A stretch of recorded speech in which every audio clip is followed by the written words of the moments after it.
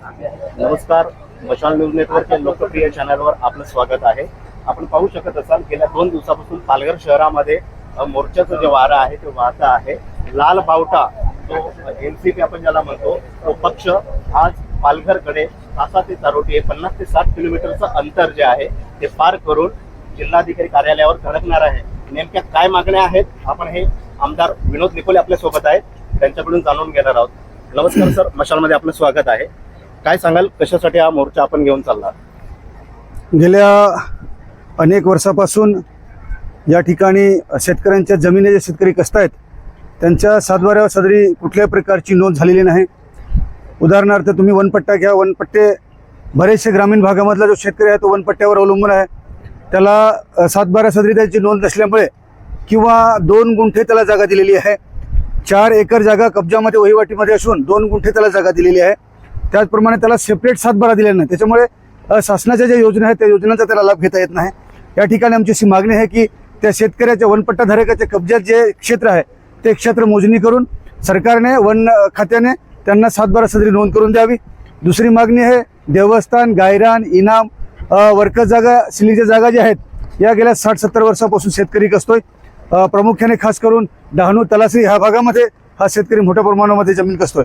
परंतु त्यांच्या सातबारा सदरी कोणतीही नोंद नसल्यामुळे जे काही प्रकल्प पालघर जिल्ह्यातून गेले आणि त्याच्यामध्ये जे शेतकऱ्यांची जागा संपादित झाली, जे शेतकरी बाधित झाले त्यांना त्यांच्या जमिनीचा मोबदला न मिळता तो मुंबई, सुरत, अहमदाबाद या ठिकाणी राहणाऱ्या तो पूर्वीचा जमीनदार सातबारा त्याच्या नावाने असल्यामुळे ही रक्कम ही त्याच्या खात्यात डायरेक्ट गेली. त्याचप्रमाणे स्मार्ट मीटर सध्या खूप हैराण करतोय, त्रस्त आहे जनता या भागातील. 50-60 हजार रुपये बिल येत आहे. एका घरामध्ये, सामान्य माणसाच्या घरामध्ये 1-2 बल्ब पेटत आहेत आणि बिल 60-70 हजार रुपये येत आहे. आमच्या कार्यालयामध्ये रोज अशी वीज बिलं वाढलेली लोक घेऊन येत आहेत. म्हणून स्मार्ट मीटरला आम्ही विरोध करतोय. पालघर जिल्ह्यामध्ये MSCBचे अधिकारी हे येऊन जबरदस्तीने ते मीटर लावत आहेत. घरात कोणी घरमालक नसताना ते मीटर लावून जात आहेत. हे MSCBला आम्ही सांगू इच्छितो की अशा प्रकारची दमनशाही दादागिरी चालणार नाही.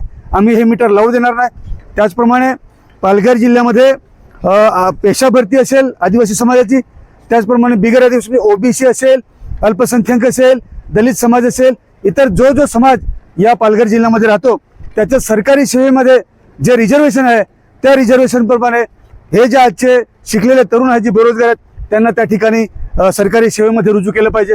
वाढवण बंदर होत आहे. संपूर्ण पालघर जिल्ह्याला उद्ध्वस्त करणारे हे वाढवण बंदर, शेतकरी आणि मच्छीमाराला उद्ध्वस्त करणारे हे वाढवण बंदर, याला आम्ही विरोध करतो. मनरेगामध्ये जे 100 दिवस काम दिलं जातं त्या 200 दिवसाची आम्ही मागणी केलेली आहे. 500 रुपये वेतन दिलं पाहिजे. अशा अनेक प्रकारच्या आमच्या मागण्या आहेत. जलजीवन मिशन अजूनही कामं पूर्ण झालेली नाहीत. खूप मोठ्यामध्ये प्रचंड प्रमाणात भ्रष्टाचार झालेला दिसतो. ज्या ठिकाणी कामं पूर्णत्वास नाही गेली त्याचं बिलं काढून घेतलेली असं आमच्या लक्षात आलेलं आहे.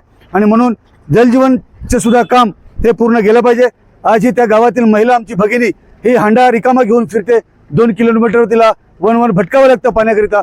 आणि म्हणून ही हक्काची योजना आहे की पाणी हर घर जल हर घर नळ दिलं पाहिजे. हे सुद्धा आम्ही मागणी घेतलेली आहे. अशा जवळपास आमच्या 12 मागण्या आहेत. ह्या 12 मागण्या घेऊन आम्ही आता पालघर कलेक्टर कार्यालयावर काही तासातच पोहोचणार आहोत. त्याच्यानंतर पुढील दिशा आम्ही ठरवू. हे होते आमदार विनोद निकोले यांच्या अध्यक्षतेखाली हा मोर्चा जो आहे पालघरच्या दिशेने धडकलेला आहे. मीडियावर फार हैराण करतात.